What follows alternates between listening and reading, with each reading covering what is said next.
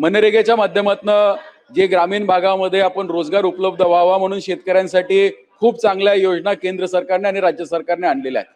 पण दुर्दैवाने अध्यक्ष महोदय, आपण जे आम्ही काम खाली करत असताना एक गोष्ट प्रकर्षाने निदर्शनास येते की एखादा शेतकरी असतो, आता ज्यावेळेस ग्रामपंचायतीचे विभाजन केले जातात महसूल मंडळानुसार, काही शेतकऱ्यांची जमीन एका महसूल मंडळामध्ये असते आणि ग्रामपंचायतचं विभाजन झाल्यानंतर शेतकऱ्याची जमीन ही एका ग्रामपंचायतीत जाते आणि शेतकरी रहिवासी आणि मतदार हा दुसऱ्या ग्रामपंचायतीचा होतो। त्यामुळे त्याचं जॉब कार्ड हे ज्या ठिकाणी तो रहिवासी आहे तिथलं तयार होतं आणि दुर्दैवाने अशा शेतकऱ्यांना या योजनेचा लाभ मिळत नाही। तर याच्यासाठी आपण काय करणार आहोत उपाययोजना, हा माझा पहिला प्रश्न। आणि दुसरा प्रश्न अध्यक्ष महोदय, माझा मतदारसंघ हा श्रीगोंदा आणि नगर विधानसभा मतदारसंघ आहे। त्यामुळे काही बॉर्डरवरची गावं अशी आहेत की जी नगर तालुक्यामध्ये येतात, पण ते शेतकरी जे आहेत ते श्रीगोंदा तालुक्यामध्ये रहिवासी आहेत किंवा त्यांची शेती ही श्रीगोंदा तालुक्यात आहेत, रहिवासी नगर तालुक्यामध्ये आहेत। काही अशी आहेत की ज्यांची बीड जिल्ह्यामध्ये सुद्धा लगतचा जिल्हा असल्यामुळे तिथं शेती आहे, रहिवासी मात्र नगर तालुक्यामध्ये आहेत। तर अशा शेतकऱ्यांचे जॉब कार्ड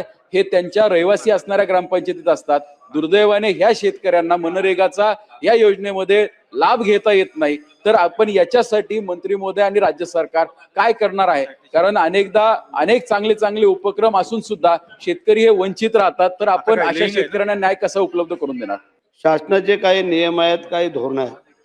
तालुक्यात ज्या अंतर्गत जॉब कार्ड एका गावाच्या असल्यास अन्य गावात वैयक्तिक योजनांचा लाभ दिला जातो, परंतु काही त्याचं अंतर ठरवलेलं आहे की बाबा 5 किलोमीटरच्या अंतरात किंवा काय त्या तालुक्यामध्ये त्या गाव सोडून दुसऱ्या गावामध्ये दिलं जाईल, परंतु तालुक्याच्या दुसऱ्या तालुक्यामध्ये हा दिला जाणार नाही, हे तेवढंच खरं आहे। आणि म्हणून करता आम्ही काय करतो, या प्रकारचा लाभ सर्व लाभधारकांना देण्यात येतोय हे आहेत।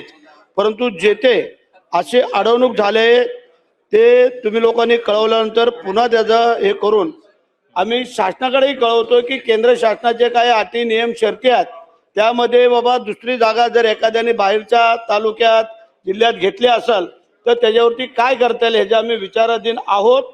आणि पाचपोते आपण जे सांगितलेलं आहे तो लाभ आम्ही तुम्हाला देण्याचा प्रयत्न करू।